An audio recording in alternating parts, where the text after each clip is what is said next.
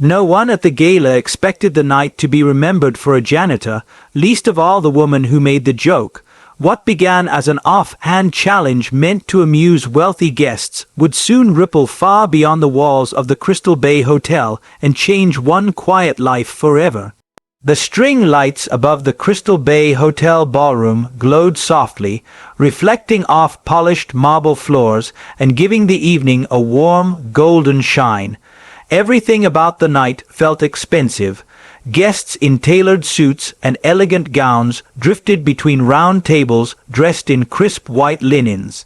Soft laughter floated through the air, blending with the gentle clink of champagne glasses and silverware.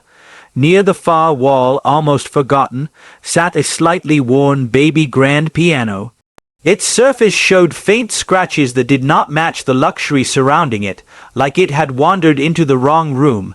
At the center of the ballroom stood Sabrina Lockridge, 41 years old and perfectly aware of every camera pointed her way.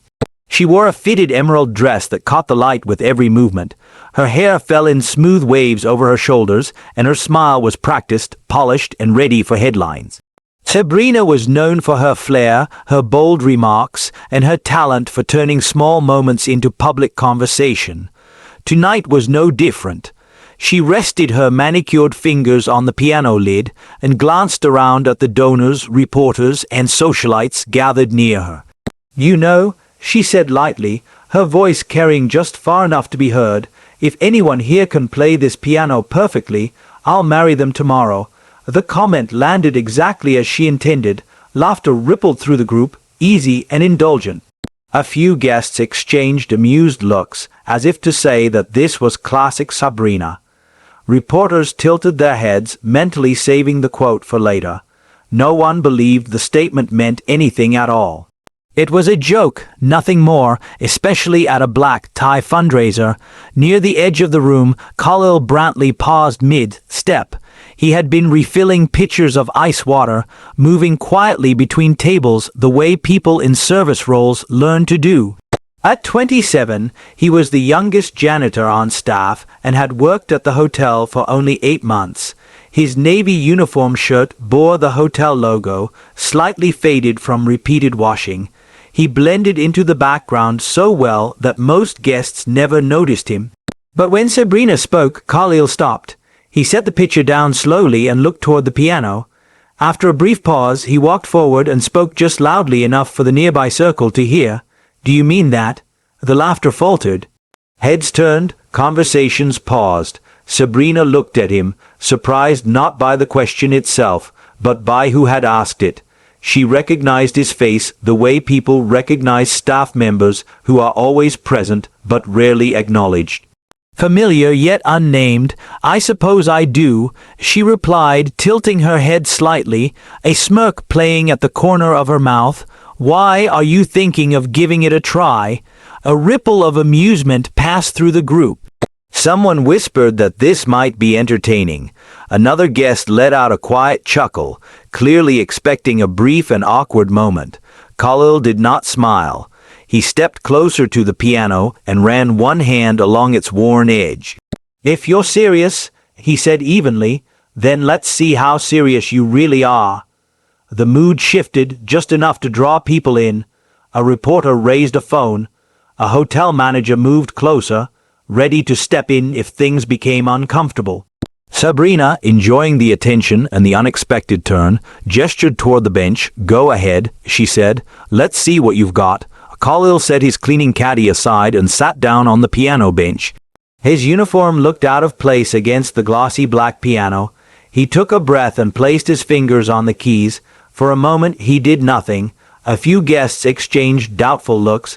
One man murmured that this would be over quickly. Another whispered that he would give it 30 seconds. Then Khalil played. The first notes were slow and careful, almost as if he were listening to the piano before deciding what to say. The instrument was slightly out of tune, but he adjusted instinctively, his touch confident and precise. Within seconds the melody shifted, his fingers began to move faster, each note flowing into the next with ease that did not match his job title or his uniform. The room changed, conversation stopped halfway through sentences. Laughter disappeared, phones were lowered without anyone realizing they had done it. What began as polite amusement turned into focused attention. Whispers followed, but they were no longer playful. A woman in pearls leaned toward her husband and said he probably only knew one song.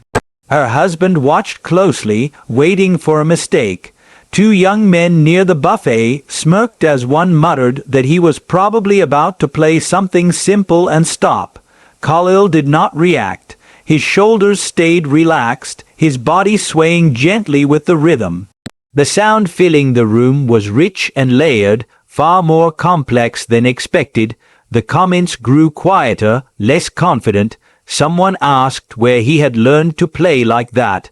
Another guessed he must have learned online, though the laugh that followed lacked certainty. Sabrina leaned against the piano, her smirk still in place, but now it felt forced. She had meant her remark as harmless fun, not a real challenge. Yet she found herself watching Khalil closely.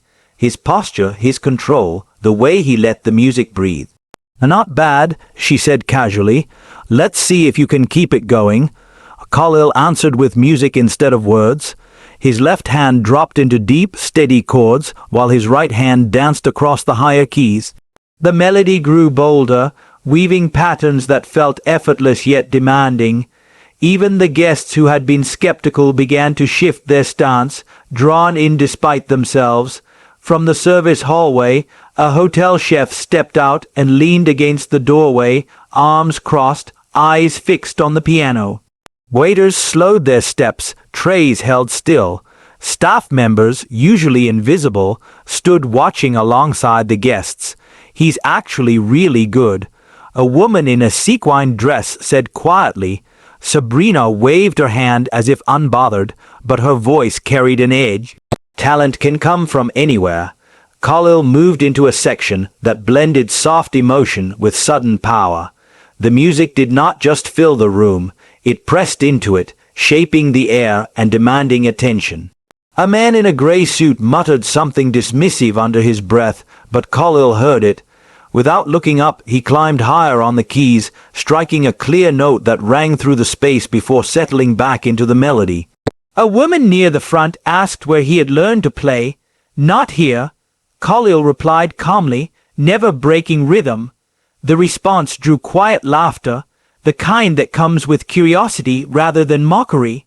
Sabrina tapped the piano lid again, this time without confidence. "All right," she said, "surprise us."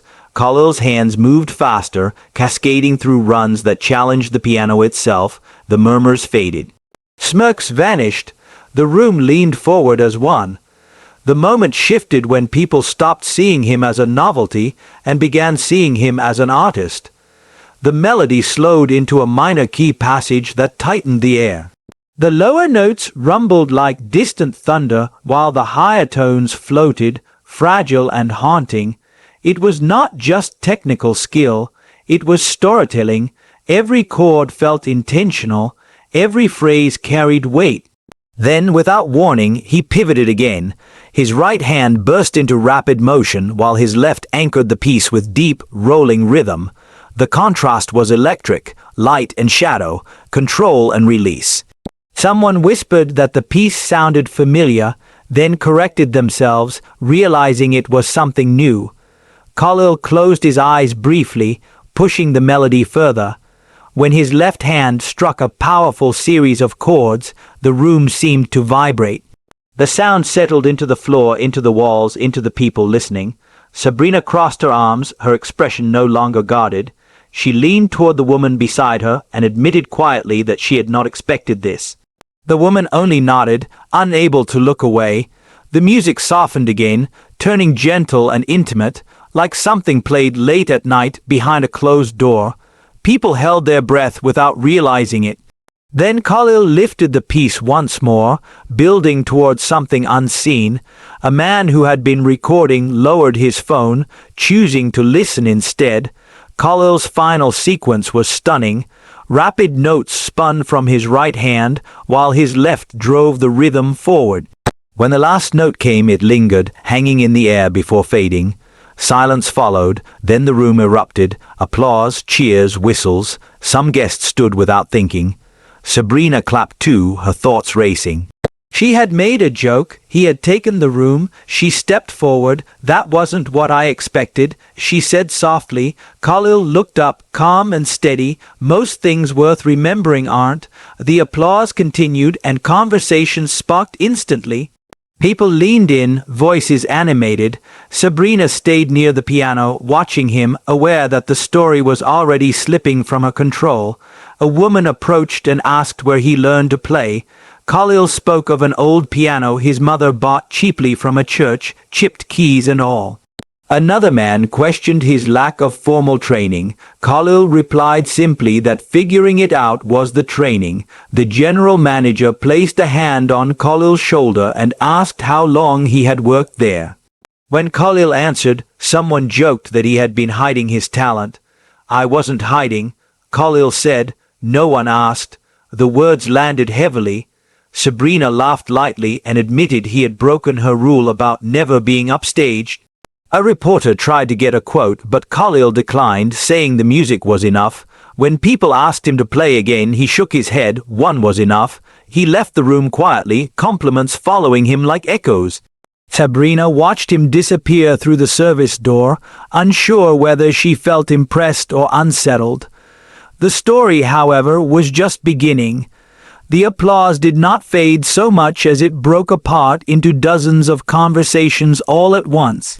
People leaned toward each other, voices low but excited, as if they had just witnessed something they could not fully explain yet.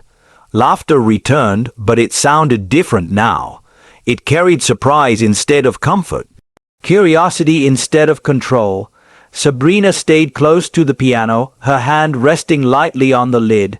She watched Khalil move through the room, accepting handshakes and compliments with the same calm nod. For someone who built her reputation on owning the moment, it was strange to feel the attention drifting elsewhere. The story was no longer hers to shape. A man beside her leaned in. "You realize this is going viral already?" "I would be shocked if it isn't," Sabrina replied. She was not smiling this time. By the time her driver dropped her off at her high-rise apartment, her phone would not stop buzzing. Messages from colleagues, alerts from social media, and missed calls filled the screen. One text stood out. "Is this your gala? The piano guy." It came with a link. She clicked it. The video was shaky and unpolished, clearly filmed from across the room, but it captured everything. Khalil sitting down.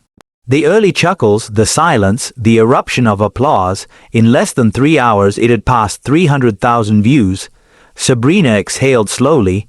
By morning it would be everywhere. Across Instagram and TikTok, the clips multiplied. Captions praised the janitor who stunned a ballroom of millionaires. Others were sharper, calling out the way the room had laughed before listening. One popular creator stitched the video with commentary pointing out the exact moment faces changed. Comments poured in, tagging friends, urging them to watch until the end. By 10 the next morning, Khalil's name was trending. Screenshots froze Sabrina's stunned expression mid-performance. Someone had written, "When you challenge the wrong man."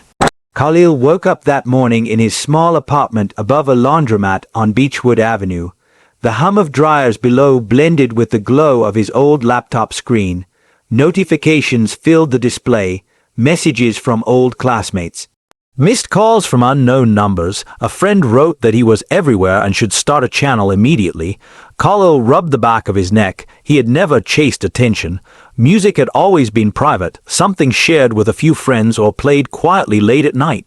Now strangers were analyzing every note. Back at the Crystal Bay Hotel, the general manager fielded calls from local and national media. Morning shows requested interviews. Guests asked if Khalil would be performing again. Staff whispered about the moment they had witnessed. Sabrina sat in her kitchen with coffee growing cold. Her publicist spoke briskly through the phone.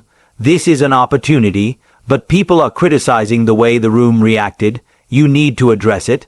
I let him play, Sabrina replied. That won't matter online, the publicist said. We should arrange a public meeting, a photo, a follow-up. Sabrina stared out the window. He isn't a prop. If he wants to meet, fine. If not, we leave it. Meanwhile, Khalil scrolled through comments. Most were supportive. Some accused him of staging the moment. Others questioned his background. Later that day, a journalist called and asked if he planned to pursue music full-time. I haven't decided, Khalil said.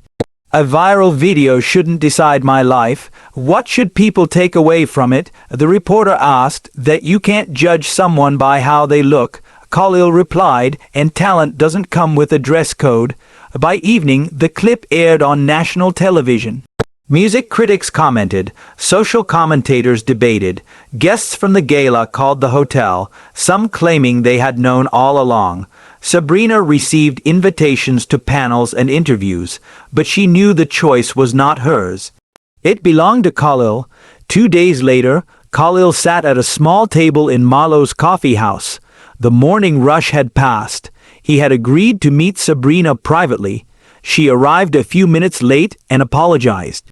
For a moment neither spoke, then Sabrina leaned forward. I owe you an apology. I turned you into a joke without thinking. I didn't play to prove you wrong. Khalil said calmly. I know, she replied. That's what makes it worse. They talked about the piano, his childhood, his mother buying an old instrument with broken keys. He spoke of learning by listening, sneaking into community centers to play when he could. Why not go professional? Sabrina asked. Life happened, Khalil said. Bills, illness, music stayed with me, but it stayed private. I'm not here to save you, Sabrina said. I'm asking if you want a stage. He hesitated. She told him to think about it. They parted with mutual respect. 3 days later, while Khalil worked, a woman arrived at the hotel carrying a toddler. She told him his music had brought peace back into her home after loss. Khalil listened quietly. When she left, something shifted. The attention no longer felt distant. It felt meaningful. That evening, Khalil called Sabrina. If the offer still stands, he said, I'll take the stage. 2 weeks later, he stood backstage at the Uptown Theater. The audience waited. Sabrina told him this time they were there for him. He stepped into the light and played. His music filled the space, heavy with attention. Applause came fast and full. Between pieces, he spoke simply about unseen stories and hidden gifts. He ended with the same piece from the gala. The standing ovation lasted longer this time. People approached him afterward, sharing stories of dreams left behind. Khalil realized his music was no longer only his refuge. It was a bridge. Outside, Sabrina told him he could make a career of it. Khalil smiled. Maybe, but now I know something. What's that? She asked. That what you carry matters, even if people laugh first. He looked back at the theater doors. Sometimes the moment comes when you aren't asking. You just have to be ready. The night air cooled his face as he walked away. His music was no longer hidden. Khalil did not know whether what he had just stepped into would become a lifelong path, or simply a moment he would remember when he was older. What he did know was that something inside him had shifted. The music he once played only for himself now lived in other people. It sat in their memories. It traveled into homes he would never see and reached hearts he would never meet. In the days that followed the concert, messages continued to arrive. Some were invitations, others were stories. A man wrote about quitting music after his father told him it was unrealistic. A woman shared that she had not touched her violin in 20 years but had taken it out again after watching Khalil play. Teachers wrote about showing the video to students. Parents sent clips of their children sitting quietly, listening the way the toddler at the hotel had. Khalil read them slowly. He did not rush to respond. He was still working his shifts at the hotel, still pushing the cart down long hallways, still wearing the same navy uniform, but now people noticed him differently. Some smiled, others nodded with respect. A few asked when he would play again. The hotel did not rush to change his role. Khalil did not ask them to. He liked the routine. It kept him grounded. Music had given him a voice, but work kept his feet on the floor. Sabrina kept her distance publicly. She declined several interviews that tried to frame the story as her discovery. When asked, she said the truth: "I didn't discover anything. I just happened to be in the room when someone finally listened. They spoke occasionally by phone. Not about headlines or deals, but about life, about pressure, about choice." She respected that Khalil moved slowly. She understood that some doors should not be rushed through. One evening, weeks later, Khalil sat at his old upright piano at home. The chipped keys were still there, a few notes still stuck. He pressed them gently and smiled. He could hear his mother's voice in his head, humming softly the way she used to while folding laundry. "You're telling stories," she had once told him. Without words, he played for nearly an hour, not for an audience, not for a camera, but because it felt right, the same way it always had. The world continued to buzz outside his window, but inside that small apartment, the music was calm. Steady, honest. Khalil knew now that he did not need permission to be who he was. The gala had only revealed what already existed. The stage did not create his talent, it simply uncovered it. And if there was one truth that stayed with him, it was this: most people will only ever know you from what they see in a few seconds. That version is never the full story. Everyone carries something unseen, something waiting. Sometimes it takes a moment you never planned for to bring it into the light. If you have been holding on to something you love, whether it is music, writing, painting, or anything else, do not wait for the perfect stage. Share it. Let it be seen. You never know whose life it might change, including your own.